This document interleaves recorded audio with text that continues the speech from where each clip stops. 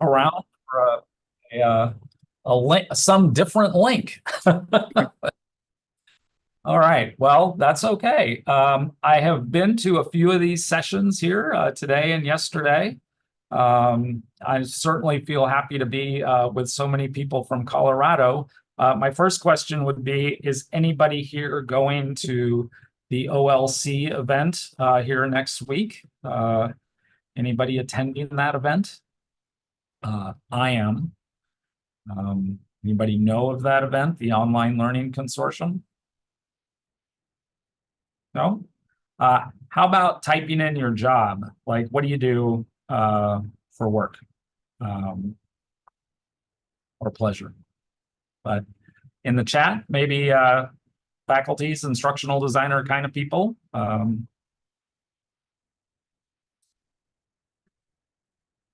wonder if the delay, I wonder how many people are actually here after that delay, but that's okay.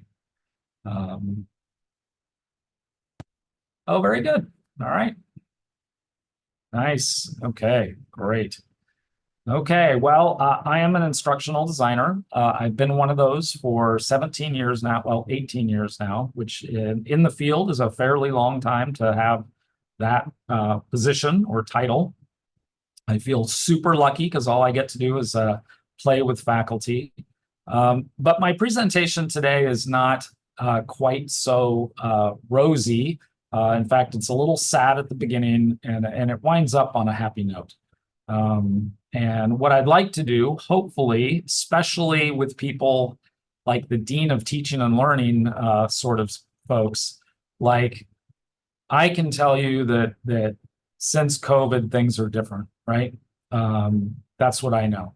And I know that we've done a lot of interesting things. We've explored things. But I'm going to tell you a story for about 20 minutes or less.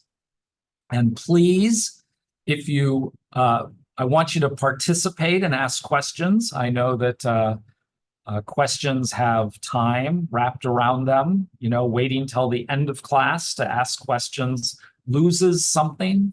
It may disrupt something, but it also loses something. The question sort of loses some of the context to the people experiencing the question and the time. So I would say, you don't need to raise your hand. You can just jump in and say, hey, what do you mean by that? Or why do you say that? And in fact, that's sort of part of what this whole thing is about. So I offered to do a presentation at the OLC that was a roundtable, where much like this, my head, if you've ever been to a roundtable session at a conference, it's, 10 people or 4 sitting around a table talking about a topic. That was kind of my intent because I wanted to hear what other people were thinking about the experiences that I had and some of the solutions that I have tried to create to remedy the situation. But they asked me to do it in a 12-minute lightning round. So as you'll see in a moment, I haven't used PowerPoint or Google Slides to do a presentation in probably 10 years. And this time, I'm really out there. This time, and my presentation starts with loss or what was lost. It kind of rolls briefly through the process of grief, and then it ends up with recovery. And so my presentation is literally a 12-minute video that goes from solid black to solid white. So I'm going to be standing up there on the little stage with whoever's watching, and no slides, no nothing. I have a couple of items that I'm going to use as visual aids.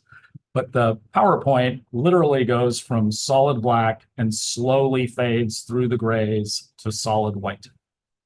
Going, of course, the metaphor would be from the darkness of loss to the light of recovery. And I'm not going to say that to the audience, but I hope it's not completely lost in the presentation. Any questions thus far?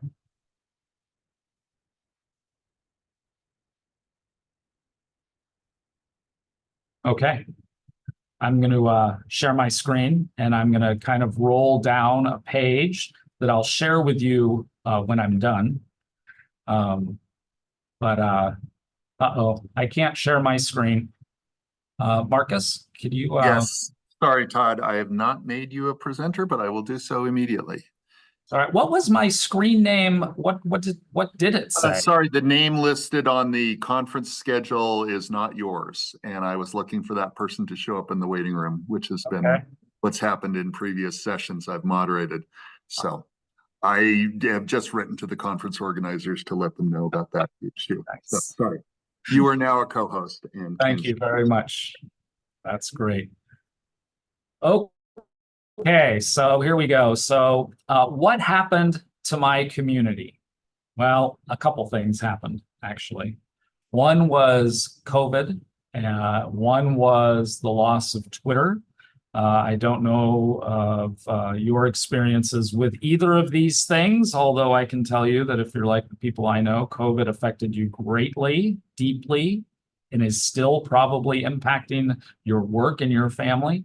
And Twitter, whilst certainly not at the scale of COVID, Twitter was a vehicle that I personally leveraged to create a community of educators, of instructional designers, and it was really an amazing place to learn and grow professionally.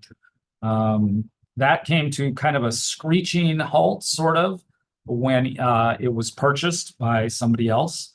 And a number of people who were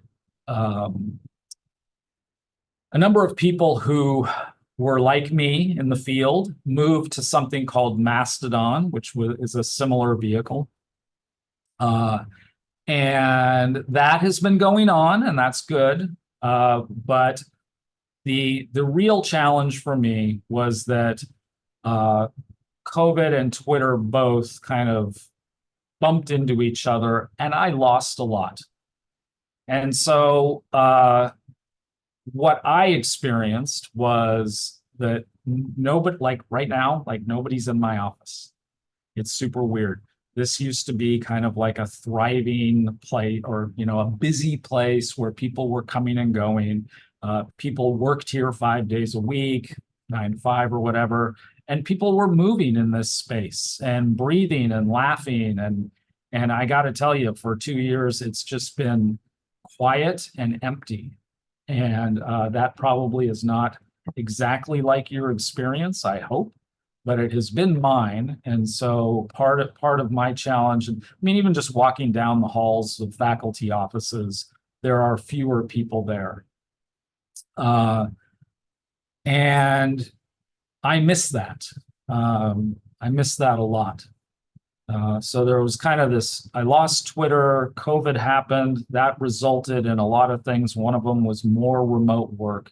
And I lost stuff, and it has hurt me deeply, still hurts. And to give you some sort of an idea of what I lost or what I felt like I had, I mean, I have been in some amazing communities of educators. One of them was in Arizona. I was there for 10 years doing instructional design. Every month, people would sit in a bar somewhere, and it was all kinds of teachers, all kinds of faculty development sort of people. There was no agenda, but it always sort of went towards technology and or teaching. It was an amazing group. I've been in the DS 106 storytelling class for like 12 years. I have met people all over the world, and all of them are teachers, work at K-12, higher ed. It's just especially back when Twitter was active, it was an incredibly active place. So much, I mean, how many people do you know that have a license plate that is the name of a course, DS 106? Have t-shirts that have the course name, and are willing to stop on a freeway on the side of the road at exit 106, right? I mean, I have been deeply connected to that, and the vehicle there was partly Twitter, for sure. I mean, I even met people in Scotland who were in the class. I'd known them for 8 years before I actually sat in a pub in Scotland and was able to talk with them. So I feel like that story, and that was all like not even my work environment, which was really a rich space. Like I had colleagues in the room, I had faculty down in the next building or whatever, and we did a lot of things together, physically, just being present with one another. And I don't mean to kind of romanticize only that piece of the story, but I mean, I'm sitting in a completely empty office where there used to be 4 other people here every day. It's pretty devastating to me. Any questions? Any of you can say anything. I think you're all able to unmute yourself. Any comments, thoughts on any of this? Any things you've lost in particular that you have struggled with? This is Marcus. I was struck by your description of community and which immediately made me wonder, like, I think the sense of loss that you're describing is immediately recognizable to all of us who lived through these historical events. But also there are lots of different ways of construing community. I wondered if you would mind taking just a second to elaborate on when you say community, what kind of criteria, or it may not even be that formal, right? We don't usually think in those formal terms, but what kind of feeling underlies for you a sense of community? Right. I know. I wish I had like the one answer, because if we could really narrowly define it, it might be more easy, or it might be easier to remedy, right, or to fix. Like feelings are in general, feelings are kind of tough, right? Like I feel like I'm a part of that community. I don't know. How do you get that? How do you fix a feeling? And I would say, as a member of community, you feel things like trust, maybe, right? So how do you fix trust? That's a great question, Marcus. I would say it's more of a feeling than necessarily a specific number of people, frequency of meetings. Yeah, I don't know. I don't have a good answer for that. That's fine. I don't either. I was thinking of it in terms of online learning, right? The quite often one of the differences that's called out between learning in an online environment and learning in a classroom is that, whatever that chemistry is that occurs when people gather with their professor or instructor a certain number of times over the course of the semester. And it's not always positive. We've probably all had experiences where a particular class went badly. But the certainly the challenges that I've faced in teaching online have been around, attempting to find ways to create that sense of community. And quite often doing so without a clear sense of what it is I'm trying to accomplish. Right. Well, if it is in fact a feeling of community and not, like I said, it's not the fall 2024 class in English 101 or whatever. It's not a name, it's whatever. It gets pretty weird, and I think everybody here would probably recognize they have their own feelings about what it means to be a part of a community. So, I'm okay with that, right? Like I don't need it to be narrowly defined, I guess. I felt loss, right? And it's visible. I don't hear like I said, I don't hear the sounds. I can't hug the people. It's multi-dimensional. And I think that's why this interests me so much, is I want to fix it. And I'm going to end up on a happy note. I honestly, I feel like I've been doing pretty well, but yeah, and it is a new world. Jacqueline, that's absolutely true. I feel like in my field, like doing this work for the time I have, I mean, I was giving presentations via the tool SlideShare, like, 15 years ago about online community development and online classes, or, development of sense of community in online classes. And I've been, this DS 106 class was almost entirely online until I started actually meeting the people physically in various places, Scotland, for example. And so it's weird, it's wonderful when that digital space can become physical. And I think it's kind of like, as a teacher, using the internet to document experiences. That's where the technology, the tool, becomes incredibly valuable to me, and sharing those experiences. So let me just briefly go through. I mean, for me, the grief process was definitely some anger. Like I was angry, not just at COVID, but so many pieces of that puzzle. I felt my institution at that time very specifically. For example, one thing that happened to me personally was that I'd been an instructional designer for 15 years, and one day somebody comes in and says, Todd, now you're a digital technologist. And without any warning, I was renamed a digital technologist. And I know enough to know that that's not a title that exists anywhere, but I had to go look. I was furious, right? I was able to fight and get my instructional designer title back. But it was things like that where the school was kind of in turmoil. Twitter was gone. It was really hard to find people. When I share this link, this is just a really short little video of an amazingly beautiful office space that used to be really wonderful. And now, as you'll see in like the 12-minute video, it's completely empty. It's just weird, super weird. So my grief probably, I don't think it ever devolved into like apathy, because I'm not that way. I definitely am pretty, I have to fix things, or try to fix things. And so I kept going.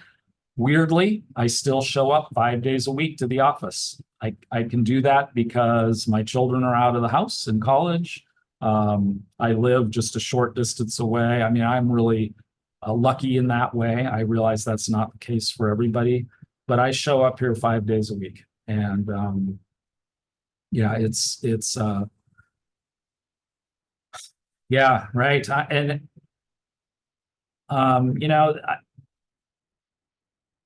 I am happy we're doing something different in a way than we used to do. I love the idea of trying. If it's not broken, don't fix it.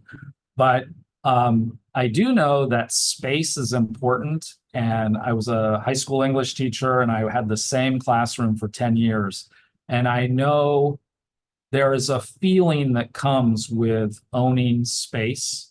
As you can tell here in my space, like it's definitely kind of all mine, sort of. It feels like a place I want to be. And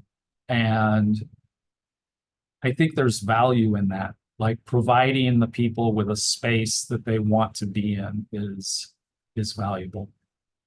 And I have lots of them. Yeah. In fact, that's mostly what I do, is work one-on-one with instructors. I work with a number of different groups of faculty, and have been, in some cases, as you'll see here in a minute, for 7 years. I've been in a learning community with one group. But yeah, so here at Bothell, we have about 320 faculty. And I am the only instructional designer. And here at the University of Washington, like probably many kind of researchy sort of institutions, there was a lot of coming from a community college, it was like kind of going backwards in time about 15 years. Just the skill sets or digital understandings or just classroom management strategies were definitely kind of not high priority for the faculty. So, at least on the technical end of things, certainly there's a lot of work to still be done here. And it's a great challenge. But yes, I love to work one-on-one with people or groups of 3 or 5. Yeah. Okay, so the grief process, again, some anger. I felt sort of like I'd been abandoned. As I noted just a moment ago, I have been a part of a learning community for like 7 years and 8 years, maybe 7 years. And it's been amazing. People have come and gone, but our topic originally was just teaching and learning on the open web. And I'm going to tell a little bit more of a story about this, but it was those connections here physically at this campus that really kept me going. They were the people that I could still go have coffee with, still meet as once a month. Most of our meetings were on Zoom, but we did meet in small groups here on campus. But it's kind of weird. I mean, today, I had one meeting with a person in a room. The rest were all on Zoom. It's almost like we just failed completely. Here, Jacqueline, let me give you this link before you go. Just click on this so you can see this. Oh, too late. Darn, she already left. Well,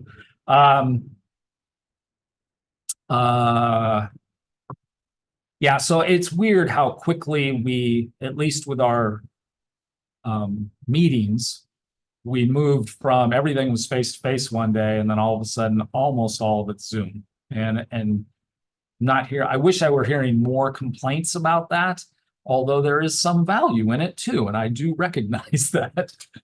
But I don't hear too many people saying, "Oh, I wish we could do that meeting face-to-face," right? And I don't know. I miss that for some reason. Any thoughts, comments thus far? All right, because this is the important part, right? This is where how do we get past this? How do we get through this? How do we make this a better world, knowing what we know now? I'm going to tell you 3 things I've done, 3 ideas that have helped me personally. And so one of them came kind of in the midst of COVID. Something I had long wanted to do was to create an instructional designers group in the Pacific Northwest, but not really limiting to that. And just see what would happen. And it was pretty interesting. I had a lot of other people saying, "Oh, that's a great idea." But when it actually came time to, and I bought the domain, it's linked here in this site. It's a good idea. We can all share more. And I learned that was possible from like the DS 106 class or the Lisa Lane's program for online teaching. I learned that we can better share our experiences with one another using the internet, right? That's kind of online courses. So I did some work and I started this new community, but it didn't it was ultimately, even though it's still there, ultimately a failure. It didn't really work like I wanted it to. But during the time I was making it, I felt better.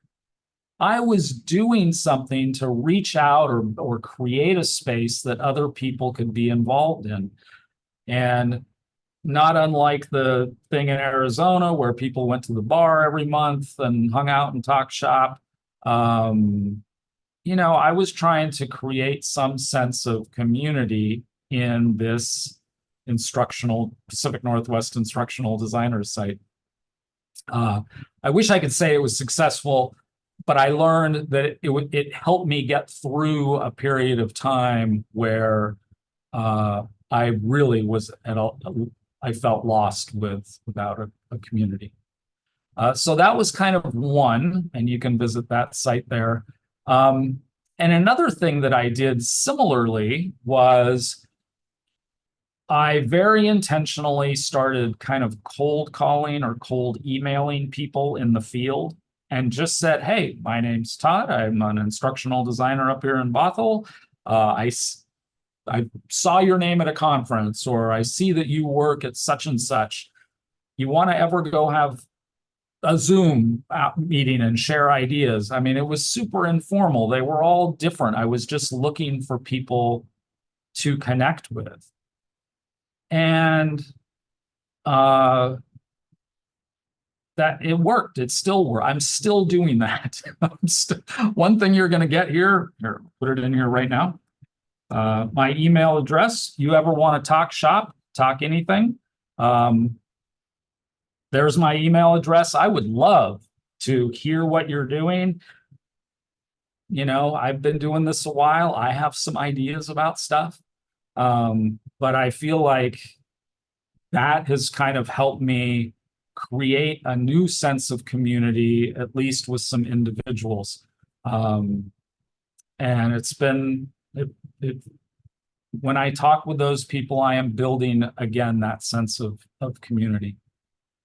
So build new communities. That's one. Like, don't just hope it all works. So second idea is related to that teaching and learning on the open web community. So you have communities already, right? You must be a part of some group of people that do the kind of work you do, whether it's an association or going to conferences or whatever. On our campus, I was a part of this group, and it was interesting. So I was sort of loosely in charge, maybe the second or third year it existed. And then a couple of years went by with some other people. And then I became kind of, some year in COVID, I became like the leader again. And I was like, well, what are we going to do that we haven't already done? What are we going to do that's going to be different? If anything, we'd read books, we'd looked at tools, we'd had meetings, we'd been in rooms, we'd been on Zoom, we'd done all these different things. And it felt like it was those activities were getting old. So I thought one day, well, what if we invited like some of my people I know in my extended community to come in for an hour and share an epiphany with us about teaching and learning. That's all the idea was. What if we invite people to come talk to us about teaching and learning and share some epiphany they had? Well, the first person we invited was a friend, Robin DeRosa, from the East Coast. And she was like, sure. And she sat with us. We have had like Dave Cormier, we've had Jim Groom, we've had Lisa Lane. We have had amazing people for free come and sit with us and share epiphanies they've had around teaching and learning. In 2 weeks, we have Christina Hendricks from University of British Columbia. She's the director of the Teaching and Learning Center up there. It's just been amazing. And the people in our little group have just nothing but good things to say about sitting in a kind of informal space with no real rules and hearing stories, right? I mean, that's really what it is. It's just stories about teaching and learning. And stories are really helpful. So in this case, I took an existing group, or offered up to an existing group, an alternative that actually pulled in pieces from my kind of broader community. And that worked really, really well. Continues to work to this day. Alan Levine was another one of the people that came into our group. Yeah, and I'll mention that I've been relying sometimes a little bit more on the telephone. I don't know how many of you are instructional. Well, it doesn't look like many of you are instructional designers, but my preferred method of communication is my phone, where I can hear somebody's voice. And I know that may not sound all that exciting if you're more into text messaging or email, but a lot of the faculty will call me on my phone, and things can happen. I mean, we can go a long ways in like 2 minutes. In a back and forth phone conversation, where that whole process in, Teams or some other product is a little bumpier. So that was kind of the second idea, recreating existing communities. This last idea is just really rediscovering being present over your own 2 feet on the ground. I have definitely been more active in asking people if they want to go have coffee. I've been more active in asking people if I can come visit them at their campus somewhere nearby. Boss of mine moved to another campus and went to visit him. Here's two new instructional designers that I'd never met before. We met in a coffee shop.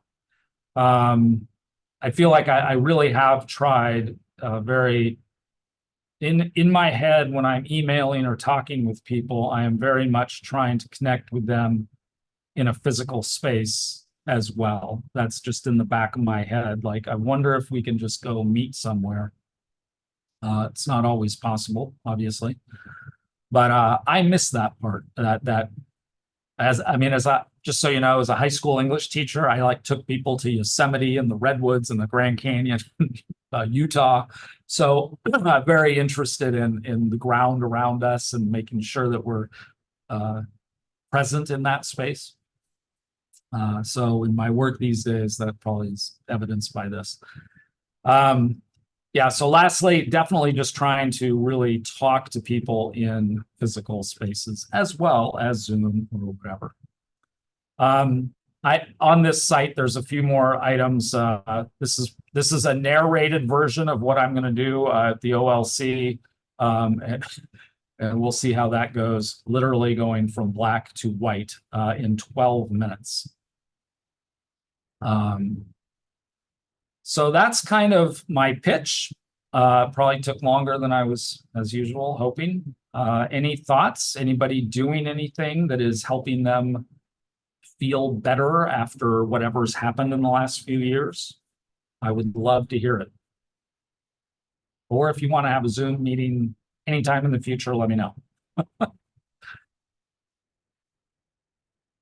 Any ideas? Thanks, Todd. This is Marcus again. I was struck as you were talking by the, one of the challenges that the e-learning community faces is how to handle the absence of all the things you described, right? Physical presence, the ability to intuit meaning based on expression or tone of voice.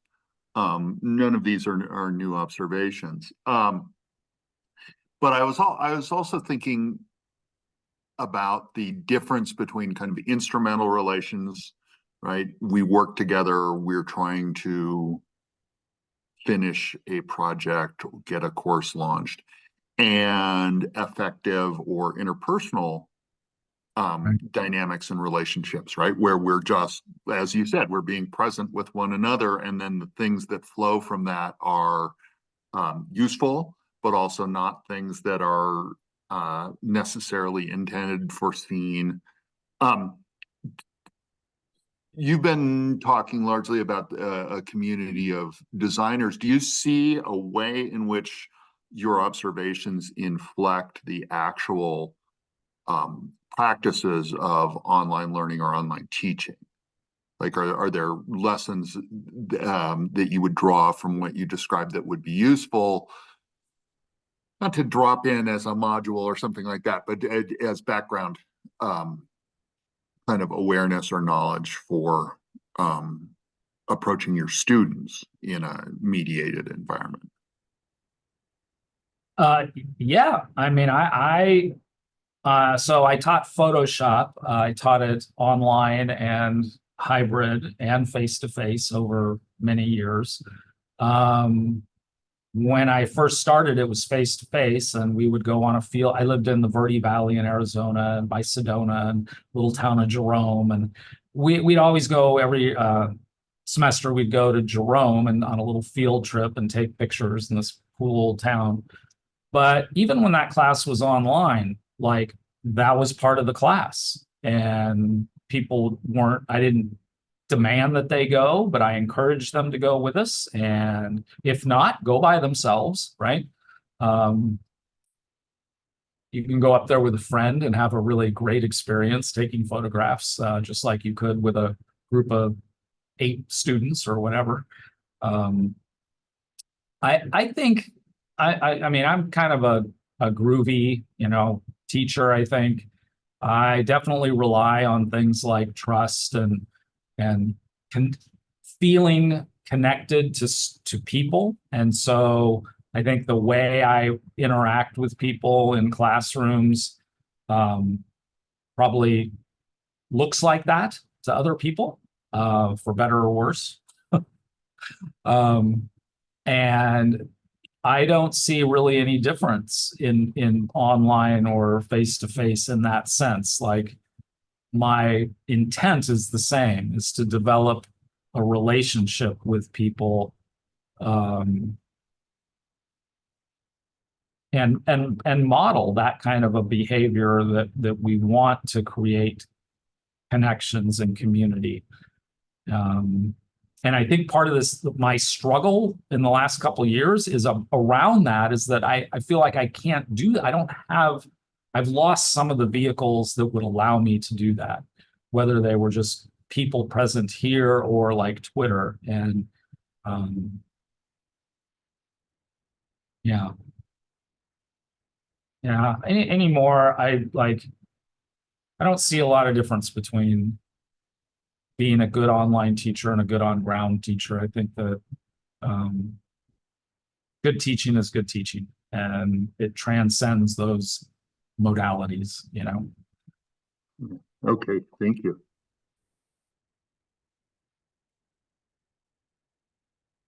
Any other thoughts, worries, epiphanies?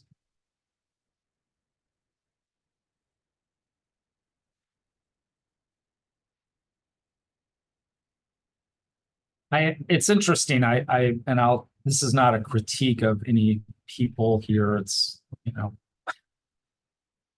It is interesting to me, having just kind of watched. I think this is like my 5th session.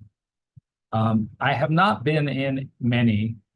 Greg, you've been a good participant in 1 or 2, I think. But I just happened to be there where you asked a question. But it's interesting. It seems subdued, right? Like, and I don't know. Maybe subdued is not the word. I don't know what the word is, but it's like I almost had this in the presentation because it was just so shocking when I read it. I saw a quote the other day about something to the effect of, we always say we want community, but we end up being participants and just watching. And that I thought a lot about that, because I mean, part of my struggle right now is like fighting that. Like, I don't just want to be I don't want to just be a participant. I mean, or not a participant. I don't want to just be a voyeur in a space. Like, I want to act in it. And that certainly goes to my teaching. Like, I don't want my students just to sit there and listen, right, the whole time. But it is, I am struggling with Zoom as a model of experience or instruction. Because for so long before there was Zoom, I was working with faculty who were having amazing online classes that were well liked by the students. They were really engaged and learning and all that. And that was all before Zoom. Yeah, I don't know what to think about Zoom some days. Well, it strikes me that it's another example, at least potentially another example of loss and grief, right? The one thing that's happened to us over the last several years is we've all collectively spent so much time in online meetings and classes that our experience and also our behavior has been shaped by the technology, right? Like thinking about standing up in front of a room, even a small room of colleagues, and giving a presentation versus being on screen and having the questions and responses and comments filtered through a chat interface. Or that, those are, I think that your comment about good teaching is good teaching regardless of modality is absolutely true. But I also think that there are follow-on effects to us all being shepherded quite suddenly into unfamiliar mediated environment and then forced to find our way to accomplish whatever it is we're trying to accomplish in that space. Yeah, I think we have a long time to evaluate what happened.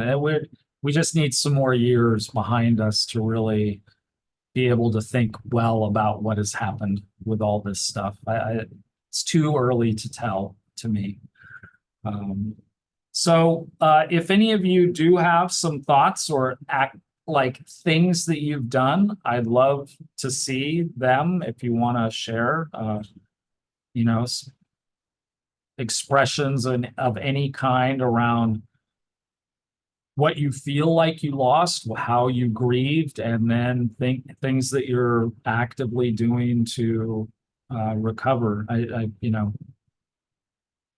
You heard three of mine that I do think about frequently, like that I'm doing some of those things, and I'm not back to whatever it is I want to be. I don't even know where that is exactly, but I'm not there yet. Still have a lot of anxiety and anger, whatever.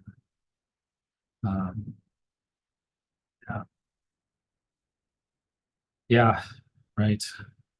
And there are amazing pros to remote work, right? I mean, it is like it's amazing, but you're going to trade something, and maybe some of us prefer this or that, and that's perfect because that's as it should be, right?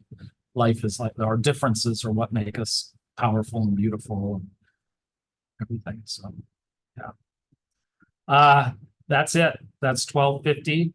Thank you all for being here. Like I said, if you're interested in exploring any of these things further or have questions, I really am. I am always willing and able to chat about this kind of work anytime. Great. Todd, thank you so much for your presentation. My apologies to you and to everyone else for the confusion at the beginning, but we appreciate your thoughts. You bet. Yeah, you bet. Thank you very much. You guys have a great rest of the day.